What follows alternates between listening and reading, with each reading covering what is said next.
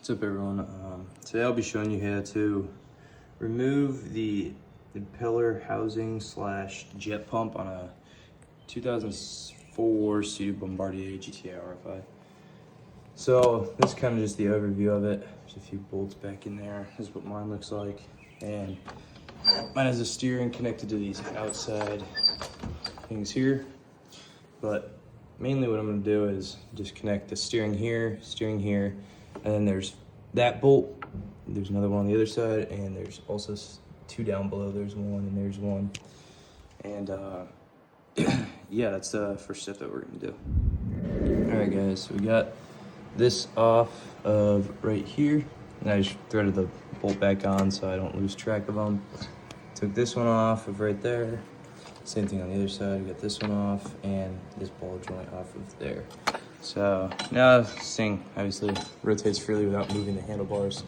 But the next thing we're gonna do is go for that bolt there. And there's four of them, one there, one on the left, and then on the bottom. We're gonna take off this whole housing. All right, guys, we got the four bolts out. The ones with two washers are the top bolts, one with one is the bottom bolts. But now we have our impeller here. So next step is just to take off that bolt, and there's one over there and one down there. So now we'll take this off.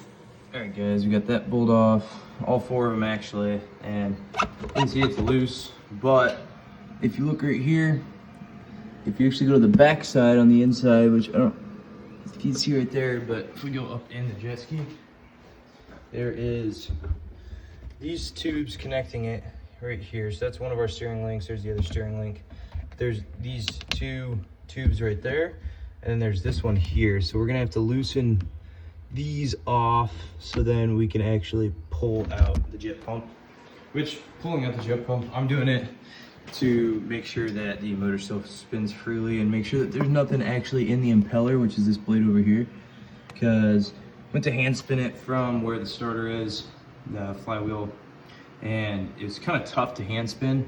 So I'm gonna do this before I put it all back together, just to make sure that there's actually nothing back here, just for safety measures. But yeah, so now I'm gonna go through and disconnect these hoses up here and that hose which is connected here, and pull this off. All right, I lied. We do not have to take those hoses off. This thing actually just pulled right off. I should give it a little bit more pressure, but now you can see we have the main drive shaft here. So I'm gonna clean it up because obviously there's some stuff on it, which maybe that could have been a little bit of the issue. Fingers crossed, hopefully. But and then I'm gonna give it a spin and see if it actually works how it's supposed to. But yeah, that's the video on how to get this stuff off and put it back on. Obviously just slide this on, put those four bolts and washers, and then hook that back on with those four bolts, and that's about it. So thanks for tuning in, and hope this is helpful.